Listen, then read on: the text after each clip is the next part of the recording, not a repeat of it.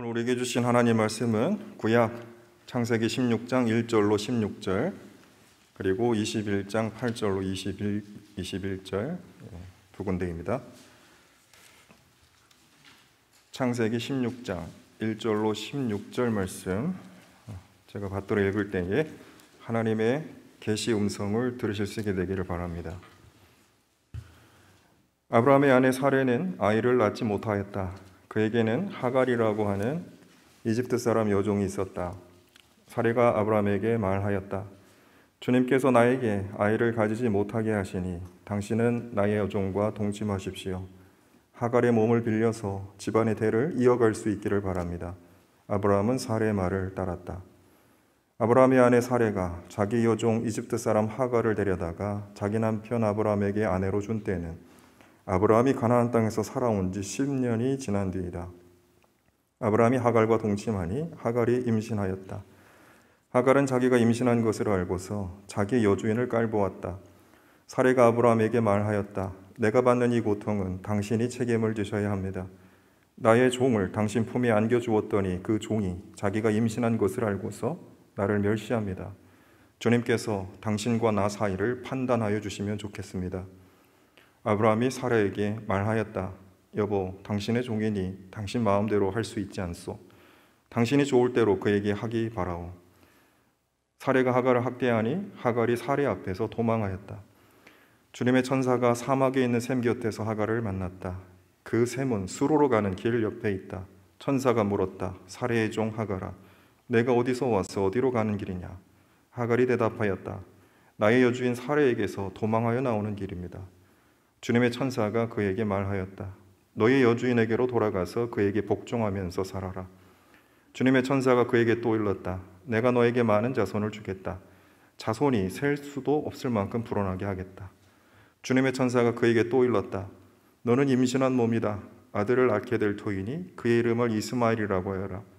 네가 고통 가운데서 부르짖는 소리를 주님께서 들으셨기 때문이다. 너의 아들은 들나귀처럼 될 것이다. 그는 모든 사람과 싸울 것이고 모든 사람 또한 그와 싸울 것이다. 그는 자기의 모든 친족과 대결하며 살아가게 될 것이다. 하갈은 내가 여기서 나를 보시는 하나님을 뵙고도 이렇게 살아서 겪은 일을 말할 수 있다니 하면서 자기에게 말씀하신 주님을 보시는 하나님이라고 이름 지어서 불렀다. 그래서 그 샘 이름도 부엘라헤로이라고 지어서 부르게 되었다. 그 샘은 지금도 가데스와 베레스 사이에 그대로 있다. 하갈과 아브라함 사이에서 아들이 태어나니 아브라함은 하갈이 낳은 그 아들의 이름을 이스마엘이라고 지었다. 하갈과 아브라함 사이에 이스마엘이 태어날 때에 아브라함의 나이는 86이었다. 아멘. 21장 8절로 21절도 봉독하겠습니다. 21장 8절로 21절까지입니다. 아기가 자라서 젖을 떼게 되었다. 이삭이 젖을 떼는 날에 아브라함이 큰 잔치를 벌였다. 그런데 사라가 보니 이집트 여인 하갈과 아브라함 사이에서 태어난 아들이 이삭을 놀리고 있었다. 사라가 아브라함에게 말하였다. 저 여종과 그 아들을 내보내십시오. 저 여종의 아들은 나의 아들 이삭과 유산을 나누어 가질 수 없습니다. 그러나 아브라함은 그 아들도 자기 아들이므로 이 일로 마음이 몹시 괴로웠다. 하나님이 그에게 말씀하셨다. 그 아들과 그 어머니인 여종의 일로 너무 걱정하지 말아라. 이삭에게서 태어난 사람이 너의 씨가 될 것이니 사라가 너에게 말한 대로 다 들어주어라. 그러나 여종에게서 난 아들도 너의 씨니 그 아들은 그 아들대로 내가 한 민족이 되게 하겠다. 다음 날 아침에 일찍 아브라함은 먹거리와 얼마와 물 한 가죽 부대를 가져다가 하갈에게 주었다. 그는 먹거리와 마실 물을 하갈의 어깨에 메어주고서 그를 아이와 함께 내보냈다. 하갈은 길을 나서서 브엘세바 빈들에서 정처 없이 헤매고 다녔다. 가죽 부대에 담아온 물이 다 떨어지니 하갈은 아이를 덤불 아래에 뉘어놓고서 아이가 죽어가는 꼴을 참아 볼 수가 없구나 하면서 화살 한바탕 거리만큼 떨어져서 주저앉았다. 그 여인은 아이 쪽을 바라보고 앉아서 소리를 내어 울었다. 하나님이 그 아이가 우는 소리를 들으셨다. 하늘에서 하나님의 천사가 하갈을 부르며 말하였다. 하갈아, 어찌 된 일이냐? 무서워하지 말아라. 아이가 저기에 누워서 우는 저 소리를 하나님이 들으셨다. 아이를 안아 일으키고 달래어라. 내가 저 아이에게서 큰 민족이 나오게 하겠다. 하나님이 하갈의 눈을 밝히시니 하갈이 샘을 발견하고 가서 가죽 부대에 물을 담아다가 아이에게 먹였다. 그 아이가 자라는 동안에 하나님이 그 아이와 늘 함께 계시면서 돌보셨다. 그는 광야에 살면서 활을 쏘는 사람이 되었다. 그가 바란 광야에서 살 때에 그의 어머니가 그에게 이집트 땅에 사는 여인을 데려가서 아내로 삼게 하였다. 아멘. 우리는 보통 교회에서 아브라함, 사라, 이삭, 그리고 그 후 야곱 쭉 이렇게 성경을 읽고 또 그 내용을 통해서 은혜를 받습니다. 사람들은 대체로 주류의 관점에서 역사를 이해하고 또 세상을 바라봅니다. 교회에서도 보통 그렇게 되지요. 그런데 진실에 다가가기 위해서는 때로는 주류에서 밀려난 사람의 입장과 경험을 통해서 역사를 읽고 세상을 이해하는 것도 필요합니다. 그래서 오늘 저는 주변부 인간인 하갈의 처지에서 하갈의 경험을 통해서 본문을 읽고 하갈과 그 아들 이스마엘의 슬픔과 고통에 공감하면서 본문을 들여다보려고 합니다. 창세기 12장에 보면 아브라함은 하나님으로부터 약속을 받죠. 내 자손이 많아지겠고 큰 민족을 이루고 너는 복의 근원이 될 것이다. 그런 약속을 받았는데 10년의 세월이 흘러도 아기가 없습니다. 그러자 그의 부인 사라가 나섭니다. 자기가 데리고 있는 이집트 출신의 여종 하갈을 남편에게 보내서 이 여인을 통해서 자손을 가지십시오. 이렇게 말하죠. 그러니까 16장 2절에 보면 아주 간단하게 써 있습니다. 아브라함이 사레의 말을 따랐다. 이 사라나 아브라함의 행동에 대해서 굳이 도덕적인 판단을 내릴 건 없습니다. 그 당시 관례적으로나 풍습이 그런 모든 것을 허용하던 그런 시대였던 것 같습니다.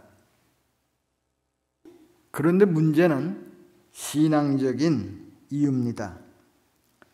사라와 아브라함의 처사에 담긴 불신앙적인 이유 때문에 우리는 아브라함의 사라의 처사에 대해서 이건 아닌데 그런 생각을 하게 됩니다. 아브라함과 사라는 하나님의 약속을 믿고 기다리지를 못했습니다. 사랑하는 성도 여러분, 믿음을 갖는다는 건 귀한 일입니다. 그런데 더 중요한 것은 믿음을 지속하는 것입니다. 그냥 쉽게 세상과 타협하고 불신앙적인 것을 알면서도 행동하는 것은 우리 그리스도인으로 마땅한 모습이 아닙니다. 아브라함과 사라의 불신앙적인 결정으로 인해서 그 집안에 분란이 생겼습니다. 그런데 분란이 생겼는데 정작 피해자는 누굽니까? 하갈입니다.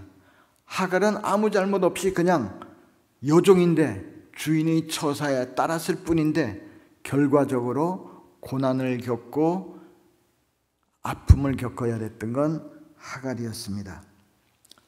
하갈이 누굽니까? 우리가 지금 하갈이라고 이름으로 부릅니다마는 하갈은 사실 이름이 없습니다.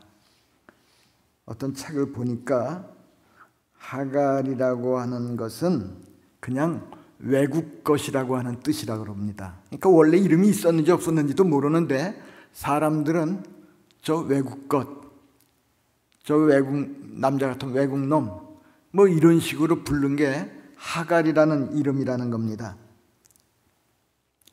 하갈은 한낱 외국 것 취급을 받으면서 살았습니다. 우리 성경 본문에 계속 보면 하갈을 표현하는 또 다른 표현이 있죠. 요종입니다.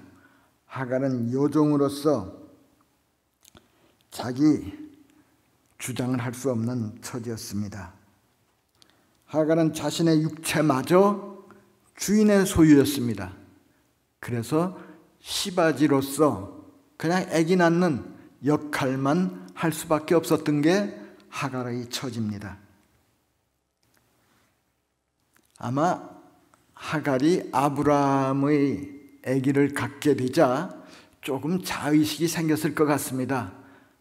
그러다 보니까 옛날하고 태도가 달라졌겠죠. 그러니까 사라가 견디지 못하고 화를 냈습니다. 사라가 성숙했다면 사라가 하갈의 태도 변화에 대해서 아이고 너도 뭐 그럴 수 있겠지 하고 너그럽게 받아줄 수도 있었을 텐데, 사라는 하갈이 자기를 멸시한다고, 애기 가졌다고, 잘난 척한다고, 견딜 수 없다고 남편에게 계속 하갈을 내치도록 요구했습니다. 결국 하갈은 그 집에서 살지 못하고 광야로 도망을 칠 수밖에 없었습니다. 정처 없이 헤매던 하갈은 사막에 있는 샘 곁에서 천사를 만났습니다. 천사가 뭐라고 그럽니까? 네가 어디서 와서 어디로 가느냐? 근데 그 대답 뭐라고 그럽니까? 어디서 왔는지는 압니다. 주인 사라를 피해서 나왔습니다. 그 다음에 어디로 가는지는 모릅니다. 뭐 죽을 수밖에 없겠죠. 우리는 어디서 왔는지는 대충 아는데 어디로 가는지는 알고 있는지 모르겠습니다. 그때 천사가 하갈에게 희망적인 소식을 전합니다. 특별히 16장 11절을 같이 보십시다. 16장 11절입니다. 너는 임신한 몸이다. 아들을 낳게 될 터이니 그의 이름을 이스마엘이라고 하여라. 내가 고통 가운데서 부르짖는 소리를 주님께서 들으셨기 때문이다. 어디서 들어본 말 같지 않습니까? 누가복음 1장 30절에 나오는 마리아에게 천사가 수태고지 하나님의 아들을 가졌다고 하는 소식을 전하는 말하고 매우 유사합니다.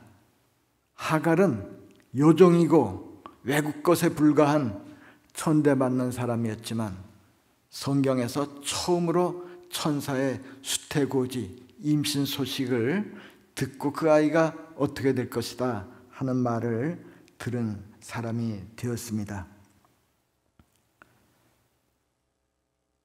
천사의 말을 들은 하갈이 외치죠. 그게 오늘의 말씀 거기에 써 있습니다. 13절 내가 여기에서 나를 보시는 하나님을 뵙고도 이렇게 살아서 겪은 일을 말할 수 있다니. 당시에는 창세기에서는 천사와 하나님의 임재를 거의 동일시하게 이렇게 기록하고 있습니다. 그런 관점에서 기록을 했습니다. 그래서 하갈이 내가 하나님을 뵙고도 살아날 수 있다니 하면서 얘기합니다. 그리고선 자기에게 말씀하신 주님을 엘로이, 보시는 하나님 이렇게 불렀습니다. 그리고 천사의 말에 용기를 내서 다시 옛날 주인집으로 돌아가서 아들을 낳았는데 그 아들이 이스마엘입니다. 그 다음에 오늘 본문 21장으로 넘어갑니다. 이 하갈의 얘기는 우리 교회에서 익숙한 내용이 아니라 오늘 좀 본문이 길음에도 불구하고 전부 썼는데 21장 본문에 보면 거기에 보면 다행히 아브라함과 사라 사이에 아기가 태어나고 아마 돌쯤 돼서 그 젖을 떼는 그런 때가 된 것 같습니다. 그래서 아브라함이 잔치를 벌였죠. 근데 그때 어떻게 됐습니까? 이스마엘이 이삭을 놀리는 걸 보고 사라가 화가 나서 내쫓으라고 또 그럽니다.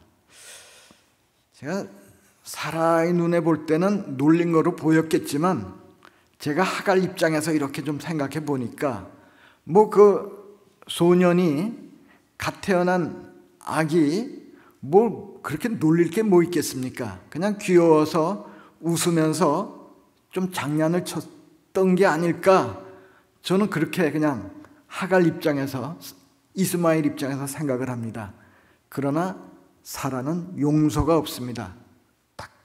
당장 아브라함에게 내쫓으라고 그렇게 요구하죠. 근데 그 내쫓으라고 하면서 하는 말에 사실 사라의 본심이 담겨 있습니다. 사라가 뭐라고 그럽니까? 저 여종의 아들은 내 아들 이삭과 유산을 나누어 가질 수 없습니다. 계속 이스마엘이 아브라함 집안에서 성장하면 아브라함의 유산을 나눠 갖게 될 텐데, 더군다나 이스마엘이 장자인데 이게 불리하단 말이죠. 그래서 그냥 일을 크게 만들어 갖고 내쫓으려고 한 것 같죠. 그래서 어떻게 했습니까?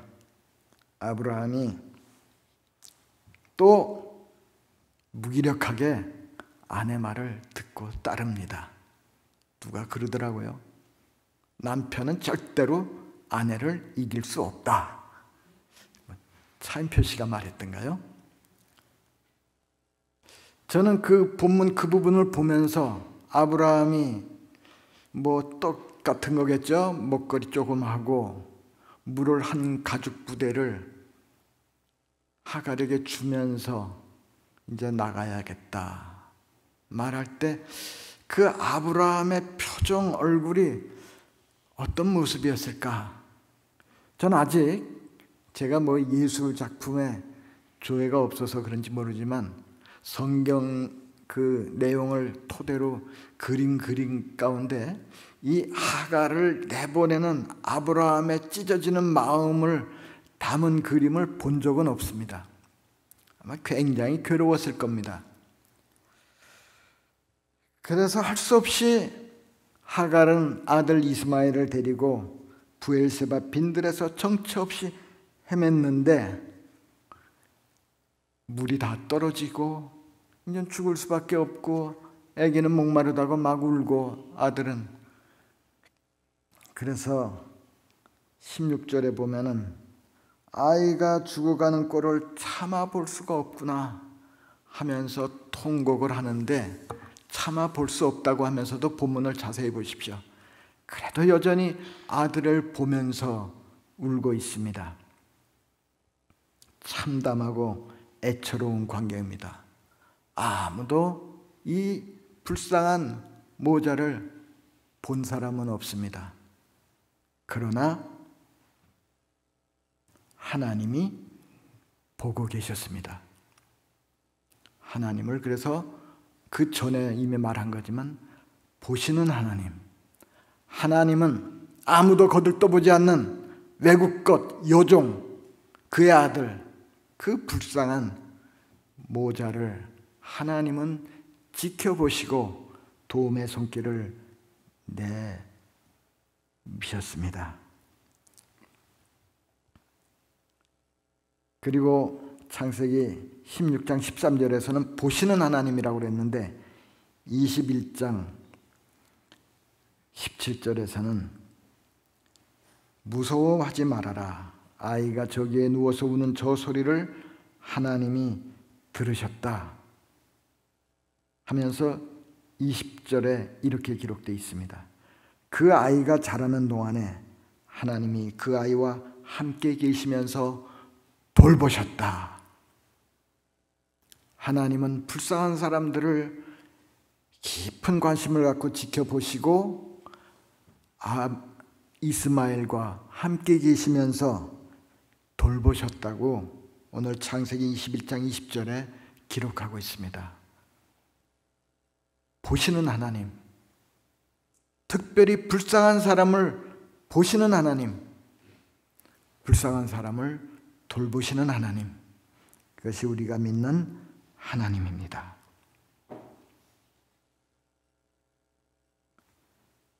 성도 여러분, 우리는 본문에서 이스마엘도 보고 하갈도 보고 사라도 보고 아브라함, 이 사람들이 겪어가는 이야기를 오늘 읽고 또 제가 재차 설명을 했습니다. 사람들이 등장하지만 그 사람들의 이야기 속에 보이지 않는 진짜 주인공이 있죠. 보시는 하나님, 돌보시는 하나님에 의해서 사람의 일생이 역사가 진행되고 하나님의 뜻을 따라서 이어가는 것을 우리들이 볼 수 있으면 좋겠습니다. 여러분은 내 힘대로 내 생각대로 산다고 할지 모르지만 하나님의 손길이 함께 하시고 하나님께서 우리를 지켜보시면서 우리를 도와주신다는 것을 우리가 오늘 본문을 통해서 배웠으면 좋겠습니다.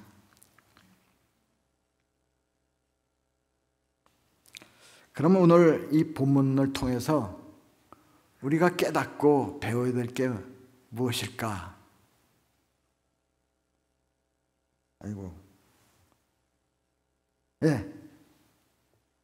간단히 정리하겠습니다. 첫째는 하갈을 보시는, 이스마엘을 보시는 하나님을 우리가 믿는다면 우리의 생각을 좀 바꿔야 됩니다. 우리는 항상 믿는 사람 중심으로 아브라함과 이삭과 야곱, 하나님의 백성 이스라엘 사람들 중심으로 성경을 읽고 하나님을 이해하는 게 보통입니다.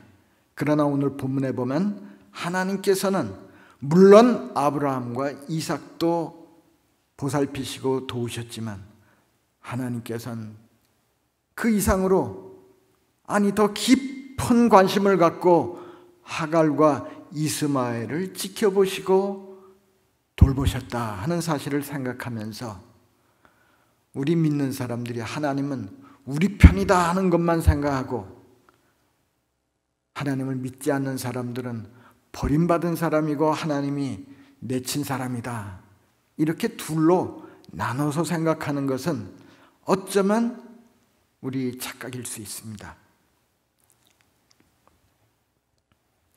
우리는 종종 예수님이 말씀하신 탕자의 비유에 나오는 첫째 아들 비슷합니다. 돌아온 탕자를 아버지가 그렇게 기뻐하는데 그 마음을 이해하지 못하고 자기는 아버지 집에서 잘 살고 있으면서도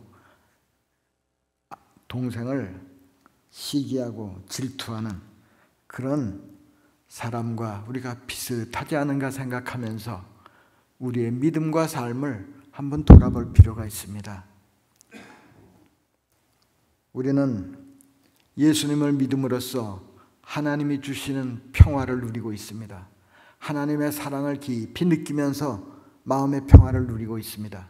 사실 안 믿는 사람들은 하나님이 여전히 그들을 사랑하지만 그 사랑을 깨닫지 못하고 하나님의 은혜를 알지 못하고 자기 욕심대로 삶으로써 자기를 망치면서 사는 것이 그게 참 안 된 것입니다.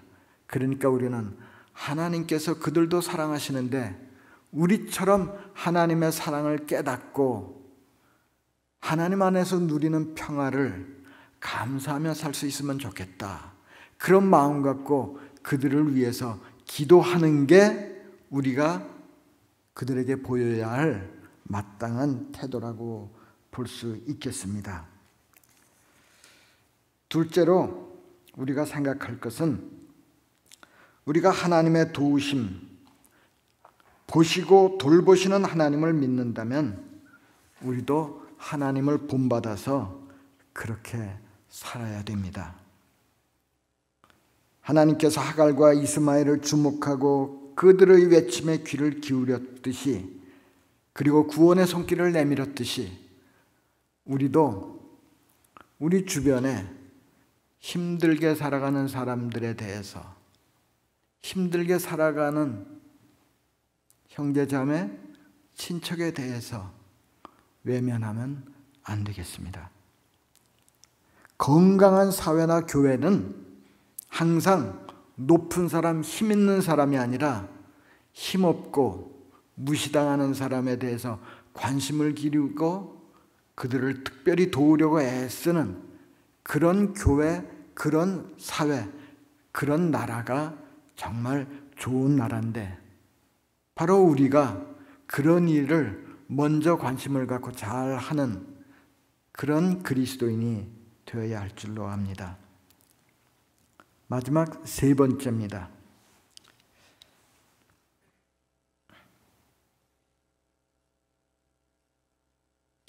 세 번째, 우리가 본문에서 깨달아야 할 점이 뭐가 있겠습니까? 저는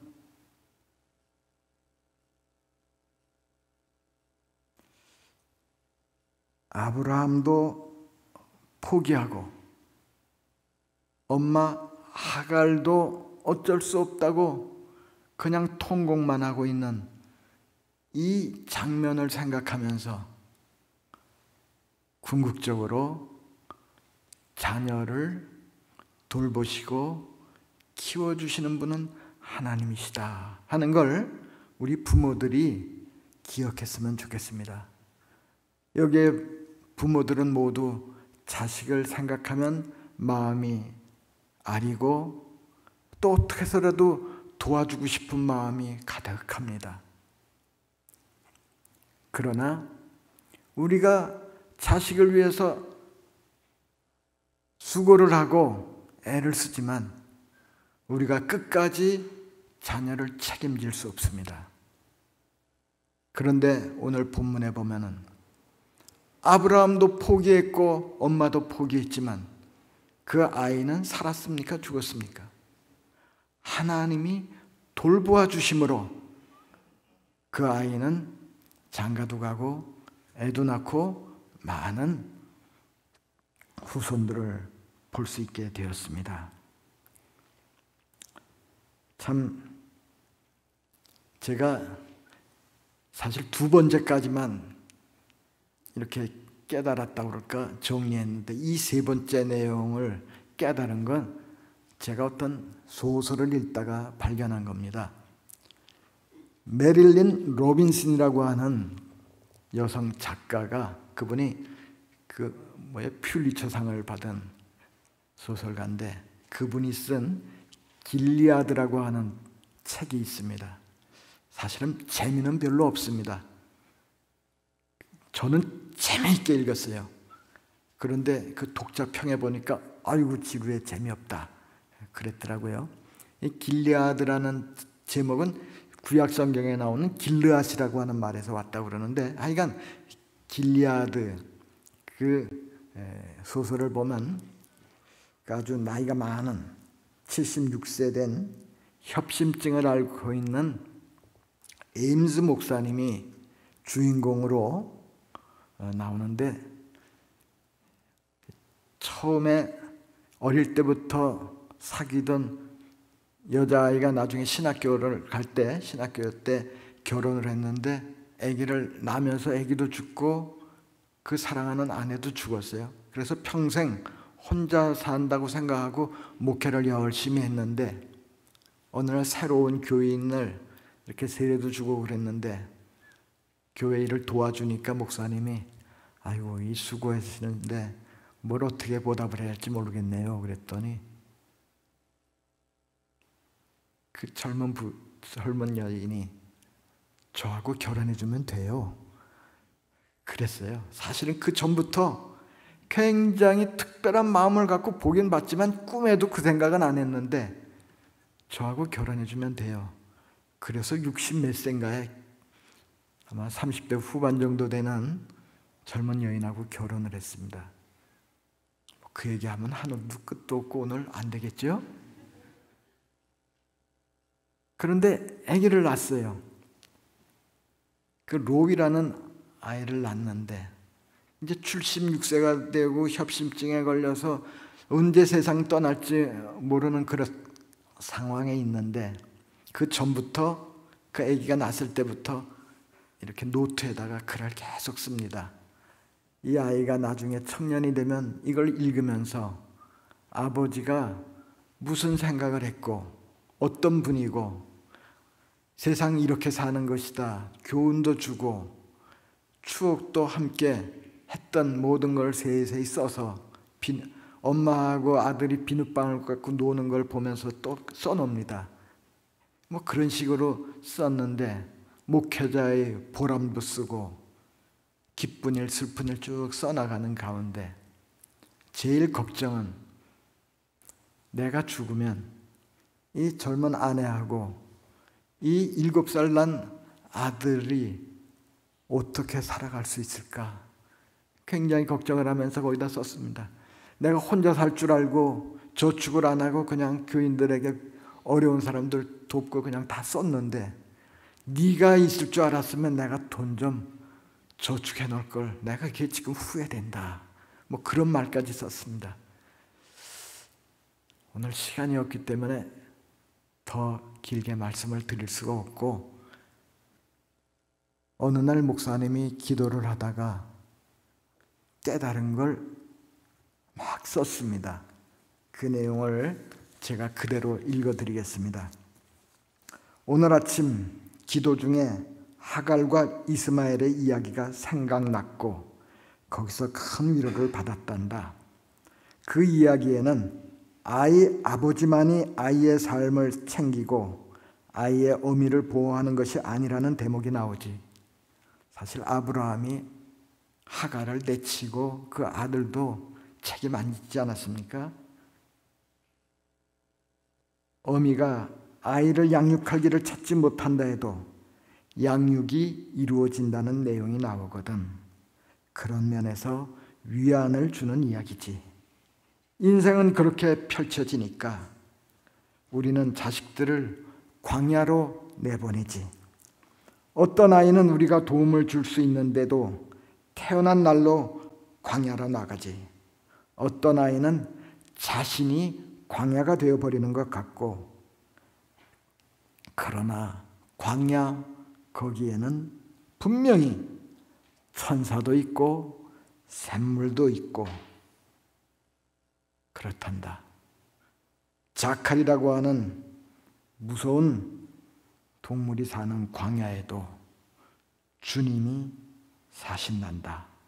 이런 점을 마음에 간직해야겠다. 이렇게 써놨습니다. 이걸 보면서 아브라함이 아내도 지키지 못하고 아들도 지키지 못하고 엄마도 아들을 양육하지 못했지만 그 광야에도 샘물이 있고 천사가 나타나고 도움의 손길이 하나님으로부터 온다. 결국 하나님이 지켜주신다.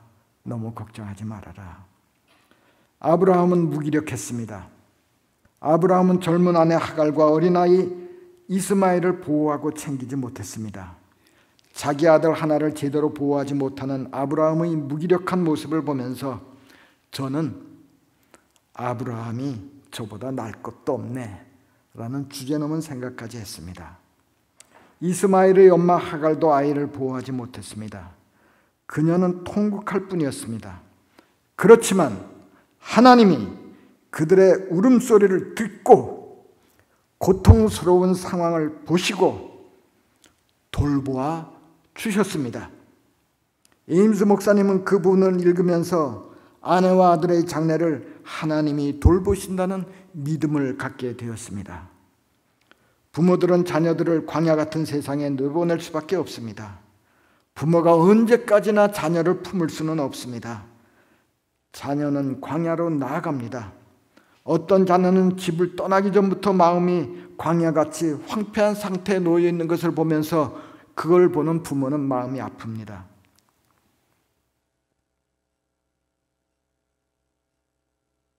그러나 마음이 푸르른 자녀도 광야로 이 험한 세상 나아갈 수밖에 없습니다. 그런데 황폐한 땅 광야에도 천사가 있고 마시고 힘을 얻을 수 있는 샘물이 있습니다.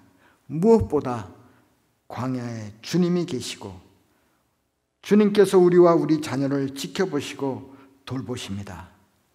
그래서 빌립보서에서 사도 바울은 우리들에게 이렇게 권면합니다. 아무것도 염려하지 말고 모든 일을 기도와 간구로 하고 여러분이 바라는 것을 감사하는 마음으로 하나님께 아뢰십시오. 그리하면 사람의 헤아림을 뛰어넘는 하나님의 평화가 여러분의 마음과 생각을 그리스도 예수 안에서 지켜주실 것입니다. 기도하십시다. 우리를 지켜보시고 우리의 울부짖음을 들으시고 우리를 돌보시는 하나님, 그 하나님을 믿게 돼서 정말 좋습니다. 이런 은혜를 하나님을 모르는 사람들에게도 경험할 수 있도록 하나님, 우리를 통해 주의 복음이, 주의 귀한 이름이 전달될 수 있도록 하옵소서. 하나님을 본받아 우리도 힘들고 어렵게 사는 우리 사회의 주변인들을 돌아볼 수 있게 해주시고 그들을 위해서 손을 내밀 수 있도록 저희들의 마음을 부드럽게 하여 주옵소서. 우리가 자녀들을 위해서 항상 걱정합니다. 그러나 결국 자녀를 키우는 것은 하나님임을 믿고 우리가 믿음으로 자녀들을 키우면서 주님 안에서 평안을 누리게 하옵소서. 예수님의 이름으로 기도드리옵나이다. 아멘.